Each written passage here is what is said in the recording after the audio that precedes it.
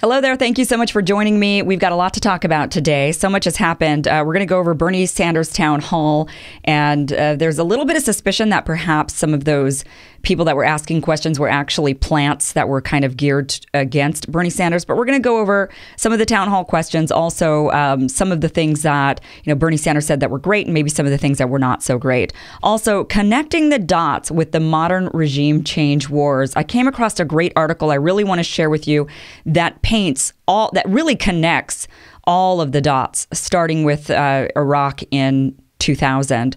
Also, an abortion bill failed the Senate.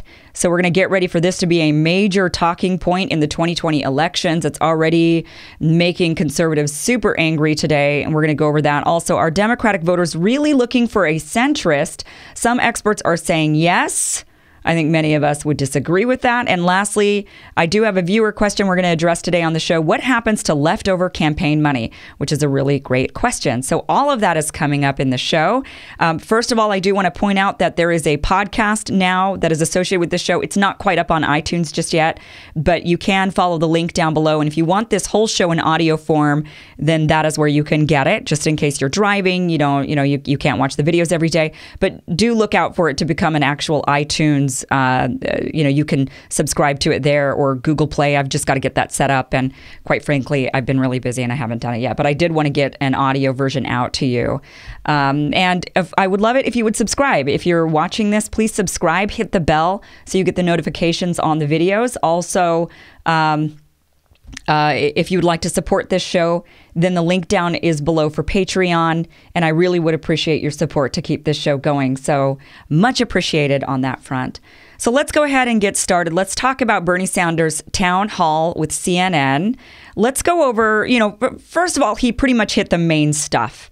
What you expected. He talked about Medicare for all. He talked about taxing the rich. He talked about a free college education and reducing college student debt. So I assembled some of the highlights for those questions, and here's that. I want to play that for you. Here it is. The United States, shamefully, is the only major country on earth not to guarantee health care to all people. I believe that health care is a human right, not a privilege. And we've got to guarantee health care to all of our people as a right. The only way to provide health care to all people in a cost-effective way is a Medicare for all single-payer program. We live in a competitive global economy. And if this economy in the United States is going to work, we need to have the best educated workforce in the world. I will never forget, in Burlington, Vermont, talking to a young physician. And she said, Bernie, I graduated medical school, $300,000 in debt. Saw a dentist in Iowa, $400,000 in debt. Frankly, that is crazy. We want you to get the best education you can without having to pay off outrageous levels of debt for decades. And that means we make public colleges and universities tuition free, and we substantially lower the outrageous levels of student debt. In the United States right now, we have more income and wealth inequality than any other country on earth. We have 3 people who own more wealth than the bottom half of America. We have the 1% owning more wealth than the bottom 90%. We have 46% of all new income going to the top 1%. But at a time when the people on top have so much, while the middle class shrinks and we have so many people living in poverty, if your question is, am I going to demand that the wealthy and large corporations start paying their fair share of taxes? Damn right, I will. I mean, you got to love Bernie Sanders. This guy has actual conviction. Unlike many of the other candidates who've just co-opted his ideas, Bernie Sanders actually means it. And it's because he's been saying the same thing for decades. He really has. The other ones, they're just now saying, I believe in Medicare for all. I believe in reducing college education or free education. Or, they've just taken his platform from 2016 and they're running on it. But Bernie Sanders actually says it with conviction. And I think that matters a lot. People are saying, voters are looking for a different package package. They don't want another old white guy. But I don't agree with that at all. I think that people vote for somebody they feel inspired by, somebody that they really feel like not only has good ideas, but really does motivate them or moves them. And I think Bernie Sanders does a really good job of that. I mean, the guy's got some spirit. So something really interesting, Jacob Weinling from Paste pointed out that many of the questions seem to come from plants. And so it makes us wonder whether or not CNN was stacking the audience against Bernie. So, for example, the question about how he would stop sexual harassment in his campaign, that question was actually asked from an intern of a major lobbying firm. And as Weinling points out, he says, quote, "The problem is that when the question comes from an intern at a major DC lobbying shop, that fact is not disclosed. You cannot help but to wonder who really asked that question of Bernie." And a closer look at Cassidy and Associates Financial Partners paints a picture of a group that really, really would not enjoy a Sanders presidency. So this does make us think, because it wasn't just this one intern who came from this lobbying firm who, by the way, represents big defense, big pharma, big education. It makes you wonder, with this question being from this intern, from this lobbying firm, what was CNN doing? It wasn't just, they really should have disclosed this, first of all. For them to be a news organization that claims to be factual and unbiased, they really should be showing they should be disclosing this stuff. And it wasn't just her. It was actually many of the questions that were asked of Bernie Sanders came from people who were way more politically involved than CNN would lead us to believe.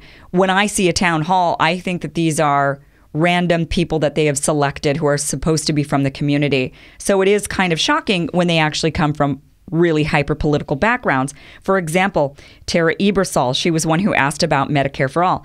They listed her as a, quote, former biology professor, when in actuality, she's the chairman of the Baltimore County Democratic Party. But in the Chiron, they put that she was a former biology professor.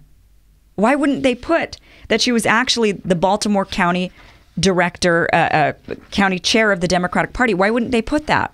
So that's kind of questionable. And it goes on.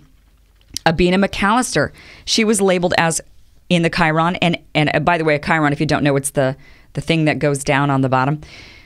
She was labeled as an active Democrat, which actually is not, I mean, I guess she is an active Democrat, but she's also the Charles County Democratic Central Committee's chair. So she holds a chair position in the Charles County Democratic Committee. Yun Sao, she was called, quote, a George Washington student by CNN, but she actually also works for the Katz Watson Group, which is a fundraising and consulting outlet. Michelle Gregory was simply listed as Maryland voter by CNN, but a cursory Google search shows that she is much more active in politics than just voting. So this is a really great article. The link is down below for you to read. But now, this author, Jacob Weinling, does point out that none of the questions seem to be extremely sinister. They don't seem to be, they don't seem to be. I didn't feel like in watching this town hall that they were trying to get him. I didn't feel that way. But it is a little bit suspect for an organization such as CNN, who's supposed to be a reputable news organization, to bury the fact that some of these people actually are within the ranks of the Democratic Party, that they're being called voter or former biology professor. So that was something to be a little bit suspicious of. And of course, we have reason to be after the 2016 election. We have reason to question the motives. We have reason to think that maybe there's something not so upstanding going on. So when they do this kind of stuff, it only feeds into that suspicion whether they meant to do it or not. Now, there is something to say that perhaps CNN did it because I know, as a media professional who hosted a radio show for a really long time, I know that I want really smart, when people come on my show, they need to sound good. They need to be able to talk in sound bites. They need to be able to convey the message really well. So I understand from a media perspective wanting to have people who are really sharp and seem really polished because it makes for better entertainment. So there is something to be said that perhaps that's what CNN was really doing. They were just They got these people who are already hyper political because they know that they were going to ask quality questions, that they were going to be succinct in their questions, and maybe. But I feel like they could have coached any average person to seem polished and whatnot. So that was something there. Moving on with Bernie Sanders' town hall here, let's go on to some of his more interesting stances. So this question was asked, why is socialism preferable to capitalism?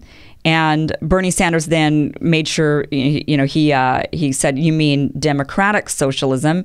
And she said, yes. Here's his answer. Right now, we have a nation which prides itself on a lot of political rights. In other words, under the Constitution, thank God you have freedom of speech. Media can do its thing, even though Trump calls you an enemy of the people. How does that feel to be an enemy? That's another story. All right. I won't question Wolf. You don't think we are, though? No, I don't. Okay. I certainly do not. So we have political right, freedom of religion, and all of that is enormously important. But you know what we don't have? We don't have guarantees regarding economic rights. And way back in 1944, in a little-known, a little-publicized State of the Union speech, Franklin Delano Roosevelt said something, and I'm paraphrasing him, but he said, when we talk about human freedom and rights, we've got to understand that everybody needs a decent paying job, that people need health care, that people need education. And all over the world, these ideas are taking place. You go to countries in Scandinavia, of course, health care is a right. Higher education is free. They have strong preschool programs. They make sure that their elderly folks can retire in dignity. These are not radical ideas. So what democratic socialism means to me is having in a civilized society the understanding that we can make sure that all of our people live in security and in dignity. Healthcare is a human right. All people should have healthcare. You can't get ahead in this country, in this world, unless you have a decent education. We have got to, as a right, end the kinds of discrimination, the racism and the sexism and the homophobia that exist. So to me, when I talk about democratic socialism, what I talk about are human rights and economic rights. Yeah, I mean, he makes some really, really good points there when it comes to democratic socialism. I actually really liked his answer. At first, I was kind of like, I don't know. But the more I thought about it, I felt like, yeah, that's a really good descriptor, because think about it. I mean, how free are you without your knowledge? How free are you without your health? And how free are you without a reasonable living wage? Back in the day when societies would free slaves, they would actually withhold these exact things in order to keep these people beholden to them in another way. So yeah, they would say, okay, we're giving you your freedom technically, but we're not going to give you an education. We're not going to allow you access to healthcare, and we're not going to give you a living wage. We're going to continue to make you beholden to us in some way, so that you beg for our mercy, so that you beg for our help, so that you are absolutely beholden on us. We're not going to allow you access to education so that you can free your mind and from that free yourself. We're not going to allow you access to quality health care so that you can free your body and free yourself. We're not going to allow you to have access to money so that you can free your environment and thus free yourself. So it is such an important thing for people to understand, especially with so many of the mainstream Democrats so hyper-focused on we need equality. And the reality of that is yes, of course we need those things. Of course, as a woman, I could have all my health. I could have lots of knowledge, a superior education, and I can have loads of money.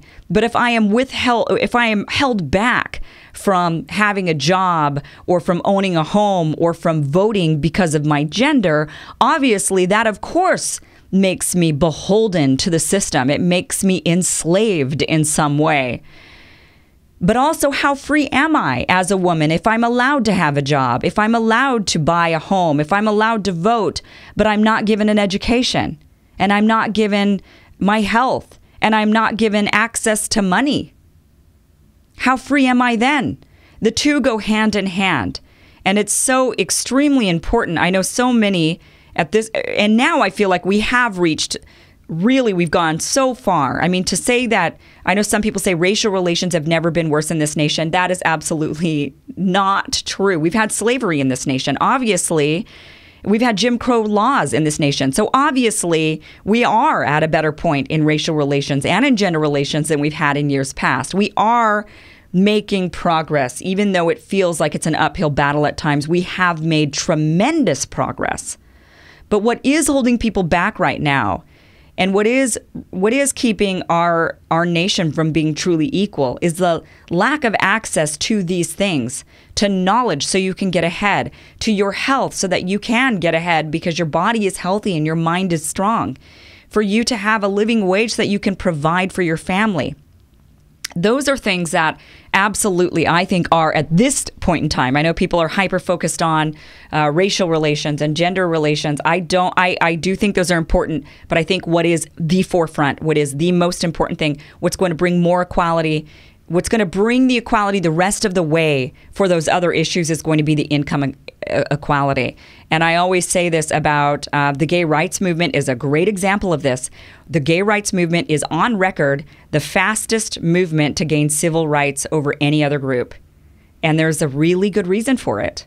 Why were the gay rights activists able to gain the right they were asking for, which was the right to marry, faster than any other civil rights group in history? It's because being gay had no socioeconomic bounds. There were poor gays and middle-class gays and rich gays. And because it wasn't defined or constrained to an economic group, which by and large, other groups have been economically strained. Women have been making less than men for the dawn of time here in the United States. Not in every society, but certainly here. People of color, other minority groups have been largely economically held back. And because of that, have had a harder time gaining their rights because they weren't in positions of power. But being gay did not have a socioeconomic group.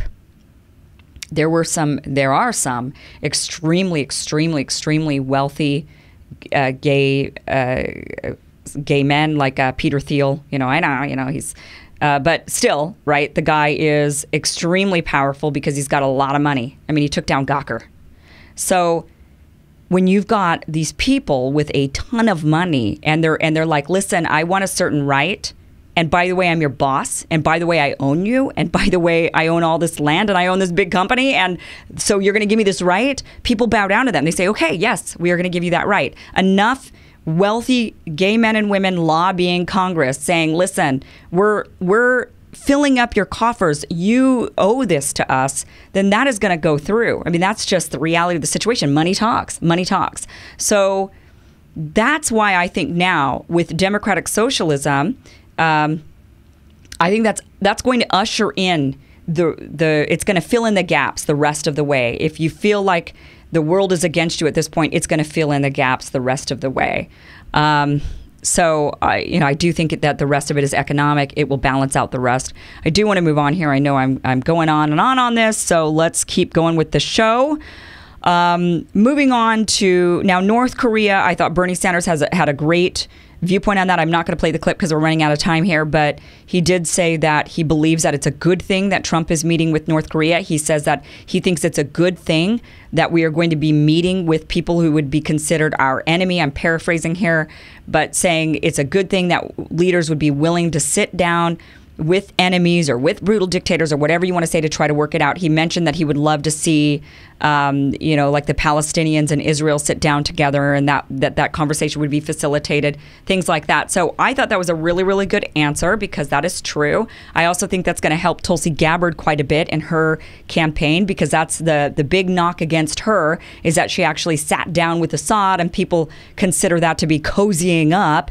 And that is just absolutely not true. We have to be willing to sit down with people who are potentially our enemy or potentially somebody who would be considered an adversary and find out if they really are. And that's exactly what she did.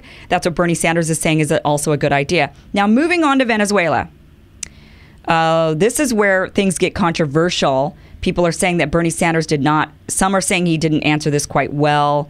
Let's talk about Venezuela. Here is him. This is what he had to say. And I'm going to play the question first. Do you have a clear position on U.S. intervention overseas, both economically and militarily, for nations that are under the regimes of these oppressive dictators? Thank you. Good question. There are a lot of awful things happening in the world. And what's going on in Venezuela is terrible. The economy is a disaster. People are living in hunger and in fear. I strongly believe there has to be an international humanitarian effort to improve lives for the people. I think the evidence is pretty clear that the last election in Venezuela was not a free and fair election. And under international supervision, I want to see a free and fair election. But to answer your question, let me say this. I am old enough to remember the war in Vietnam. And I was as active as I could trying to keep the United States from going to war in Iraq. I was in the Congress at that point. And I am very fearful of the United States continuing to do what it has done in the past. As you know, or may know, the United States overthrew a democratically elected government in Chile and in Brazil and in Guatemala and in other countries around the world. So as someone who fervently believes in human rights and democracy, we have got to do everything that we can. But I think sometimes you have unintended consequences when a powerful nation goes in and tells people who their government will be. So my view is that whether it is Saudi Arabia, which is a despotic regime, or whether it is Venezuela, I think we have got to do everything that we can to create a democratic climate. But I do not believe in U.S. military intervention in those countries. Okay, so he redeemed himself in the end by saying, I do not believe in going in and effecting regime change. So many of his base supporters have been very critical of his response to this question about Venezuela.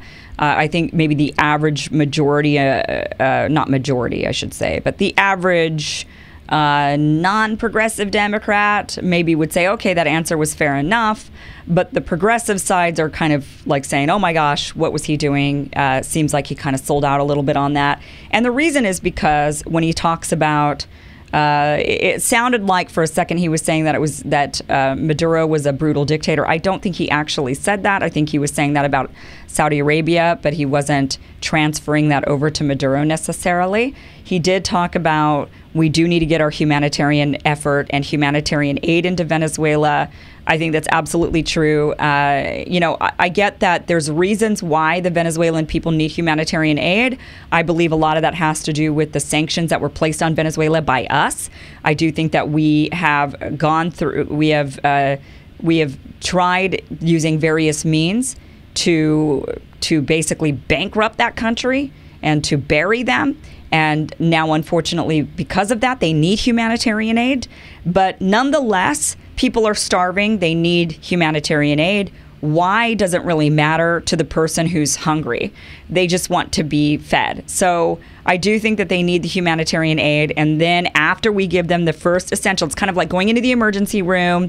You've been shot and you need attention, you need medical attention right now. They don't stand there and ask why you were shot. They don't go through the whole like, okay, well, let's see, was this your fault or was this, they just treat the wound and then they ask the questions later. And that's kind of what we need to do, I think, with Venezuela when it comes to humanitarian aid. We need to get in there, give them the food, give them the resources they need, and then we need to start scrutinizing what the hell happened, how did we get here?